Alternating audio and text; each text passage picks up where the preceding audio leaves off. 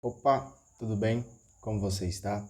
Estamos aqui hoje para a gente poder continuar com o nosso projeto da leitura bíblica, agora já em terras mineiras, como eu disse aí nos últimos vídeos, que estaria em viagem, agora já estou aqui em Minas, pronto para continuar no projeto mais importante desse ano, que é completar a leitura bíblica por durante um ano. Obviamente, nós começamos aí já na metade do ano e vamos finalizar aí no ano de 2024. E hoje nós vamos continuar no livro de Judite, nós vamos ler do capítulo 8 até o capítulo 9, ok? Então já pegue aí a sua Bíblia, já pegue aí o seu instrumento principal para a gente poder ler aqui a palavra do Senhor.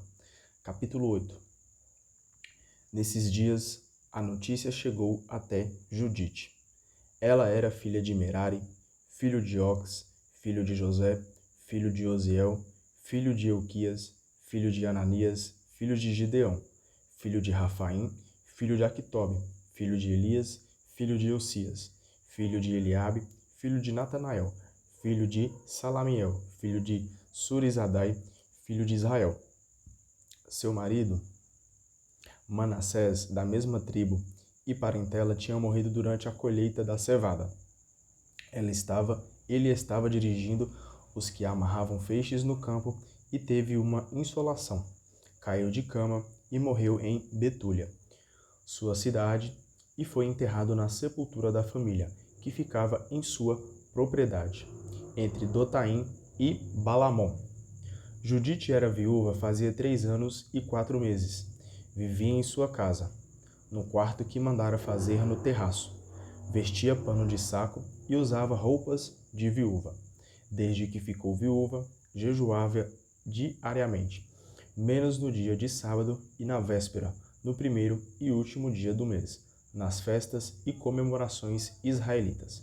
Era muito bonita e atraente. Manassés, seu marido, lhe havia deixado ouro e prata, servos e servas, rebanhos e terras, e ela vivia disso. Ninguém podia fazer-lhe a mínima crítica, pois era muito temente a Deus. Judite ficou sabendo das palavras desesperadas que o povo tinha dito ao governador, porque estava desanimado com a falta d'água. Soube também que Osias tinha jurado entregar a cidade aos assírios dentro de 5 dias. Então Judite mandou a serva, que administrava seus bens, chamar Cabres e Carmes, anciãos da cidade. Só para deixar claro aqui, a cidade ali onde estavam os israelitas estava sofrendo ataque.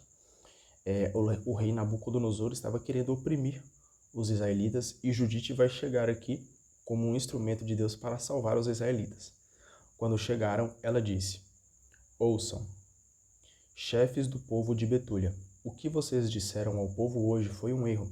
Vocês juraram, obrigando-se diante de Deus a entregar a cidade ao inimigo, caso o Senhor não socorra vocês dentro de 5 dias. Quem são vocês para tentar a Deus, colocando-se hoje publicamente acima dele?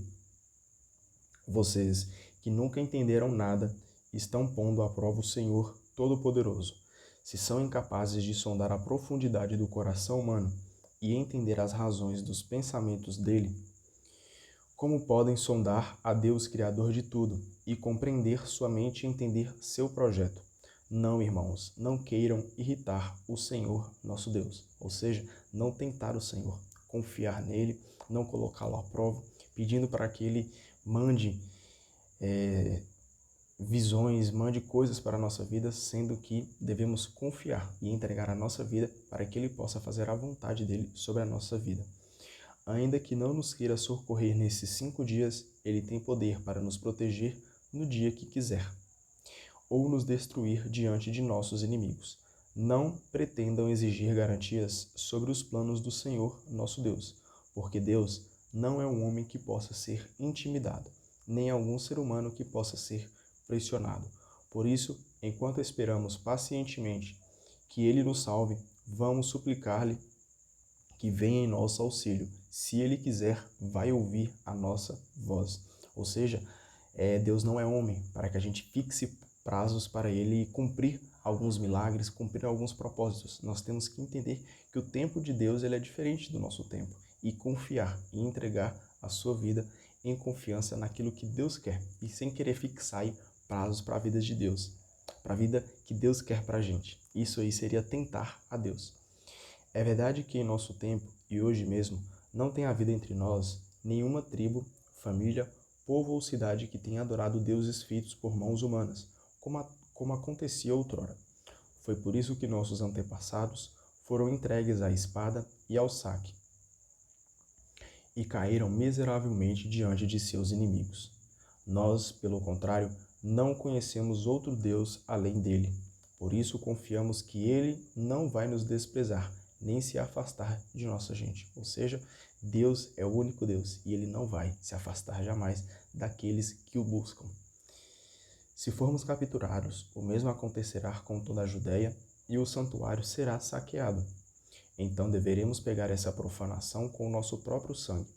Nas nações onde estivermos como escravos, seremos responsáveis pela morte de nossos compatriotas, pelo exílio do povo da terra e pela desolação de nossa herança. Seremos, assim, motivo de caçoada e desprezo diante de nossos dominadores. Nossa escravidão não nos fará ganhar o favor de nossos dominadores. Pelo contrário, o Senhor nosso Deus a transformará em desonra para nós. Portanto, irmãos, mostremos aos nossos irmãos que a vida deles depende de nós e que de nós depende a segurança do santuário, do templo e do altar. Agradeçamos ao Senhor nosso Deus por tudo isso, porque Ele nos está pondo à prova, como fez os nossos antepassados. Lembrem-se do que Ele fez com Abraão, como provou Isaac e o que aconteceu com Jacó na Mesopotâmia da Síria, quando ele apacentava os rebanhos de Labão, seu tio materno. Deus os provou com fogo para avaliar o coração deles, e está fazendo o mesmo conosco. O Senhor açoita os que dele se aproximam, não para se vingar, mas para torná-los conscientes. Ou seja, a prova, aquilo que às vezes a gente acha que é um problema, que é uma dificuldade que a gente não vai conseguir vencer, saiba que Deus pode estar colocando uma prova para mostrar para você que você é capaz de muito mais coisa e para trazer para você discernimento, trazer para você consciência sobre aquilo que Deus quer para sua vida, aquilo que Deus não quer. Então peça para que Deus te coloque aí mais batalhas, coloque mais provas para que cada vez você saiba andar no caminho do Senhor. Então Osias lhe disse: tudo o que você disse é muito sensato, e ninguém poderá dizer o contrário. Não é de hoje que todo mundo percebe que você é sábia. Desde pequena todos conhecem a sua inteligência e o seu bom coração. Mas o povo estava morrendo de sede e nos obrigou a fazer o que fizemos, forçando-nos a um juramento que não podemos violar. Agora, você que é mulher piedosa, suplique por nós. O Senhor mandará chuva para encher os poços e nós não morreremos. Judite respondeu: escutem-me com atenção. Vou fazer uma coisa que será comentada de geração em geração pelos filhos de nossa gente. Esta noite vocês ficarão vigiando na porta da cidade. Eu sairei com minha serva e antes do prazo que vocês estabelecerem para entregar a cidade ao inimigo, o Senhor virá socorrer Israel por meio de mim. Quanto a vocês, não perguntem o que vou fazer, só contarei depois que tiver feito. Osias e os chefes lhe disseram: vá em paz, que o Senhor Deus acompanhe você para que possa vingar-se do nosso inimigo. E deixando o aposento dela, eles voltaram para os seus poços. Ou seja, nós vemos aqui, como fala aqui no versículo 33, esta noite vocês ficarão vigiando na porta da cidade. Eu sairei com minha serva, isso Judite está falando. E antes do prazo que vocês estabeleceram para entregar a cidade do inimigo, o Senhor virá socorrer Israel por meio de mim. Então a gente percebe que Judite estava sendo usada como instrumento de Deus para salvar os israelitas. Por muitas vezes, Deus nos usa para salvarmos outras pessoas que estão ao nosso redor. Então, deixe-se guiar pelo Espírito Santo, faça a vontade do Pai. Peça para Ele sabedoria para você ser usado como instrumento para poder ajudar outras vidas e espalhar a palavra de Deus para a frente. Vamos agora aqui para o capítulo 9. Era o momento em que no templo de Jerusalém acabavam de oferir o incenso da tarde. Judite colocou cinza sobre a cabeça, tirou as roupas e prostou-se no chão. Vestida apenas com um pano de saco, levantou a voz e gritou ao Senhor, dizendo: Senhor Deus de meu pai Simeão, em cuja mão colocaste uma espada, para vingar-se dos estrangeiros que violentaram vergonhosamente uma jovem, tiraram suas roupas para estrupar e profanaram o seio dela para sua desonra. E tu havias dito, não façam isso, mas eles o fizeram. Por isso, entregaste seus chefes à morte, e o leito deles manchado pelo engano ficou ensanguentado. Feristes os servos junto com os chefes, e os chefes junto com seus servos. Entregaste suas mulheres ao rapto, e suas filhas à escravidão. Entregaste seus despojos à partilha, em proveito dos filhos que amavas, e que, ardendo de zelo por ti, abominaram a mancha do sangue deles, e invocaram o teu socorro. Deus, meu Deus, ouve esta pobre viúva. Tu fizestes o passado, o que vem agora, o que virá depois. Tu projetas o presente e o futuro, e o que desejas acontece. Ou seja, nós temos um Deus aí, que Ele é o Deus dono de todos os tempos, dono de todas as coisas que acontecem ao nosso redor. Por isso a importância de confiar nesse Senhor, pois Ele é o Deus que fez o passado, Ele é o Deus que vem hoje, que vem agora e o que virá depois. Então confiemos no tempo de Deus. Vamos entregar a nossa vida para que a vontade dEle seja feita no tempo certo. Teus projetos se apresentam e dizem, aqui estamos, pois teus caminhos estão todos preparados, e teus projetos foram feitos de antemão. Aí estão os assírios. Eles se apoiam em sua força, orgulhosos de seus cavalos e cavaleiros, e se gabam com a força de sua infantaria. Eles confiam no escudo e na lança, no arco e na funda, e não sabem que tu és o Senhor que acaba com as guerras. Teu nome é o Senhor, quebra a força deles com teu poder, e com tua cólera despedaça o domínio deles, porque decidiram profanar o teu santuário. Manchar a tenda onde repousa o teu nome glorioso, e derrubar a ferro as pontas do teu altar. Olha a soberba deles, e descarrega tua ira em suas cabeças. Dá força a esta viúva para fazer aquilo que ela decidiu. Por meio de minha língua sedutora, fere o servo junto com o chefe, e o chefe com o seu servo. Quebra a altivez deles pela mão de uma mulher. Tua força não está no número, nem tua autoridade nos guerreiros.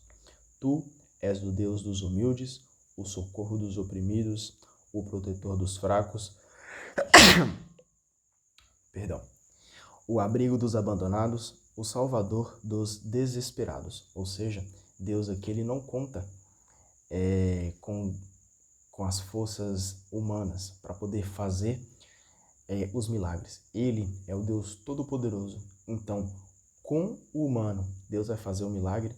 Sem o ser humano, Deus vai fazer o milagre. Ou seja, devemos não colocar as nossas intenções, as nossas forças, a nossa fé nas mãos humanas, mas sim naquele que é todo-poderoso. Somente Deus é capaz de fazer milagres na sua vida. E, obviamente, Ele pode usar aí homens para que eles sejam usados como instrumento de Deus para que o milagre aconteça. Então, saiba que não são os homens que fazem milagres, mas sim Deus usa os homens como instrumento para fazer milagre. Então, confie em Deus, somente em Deus.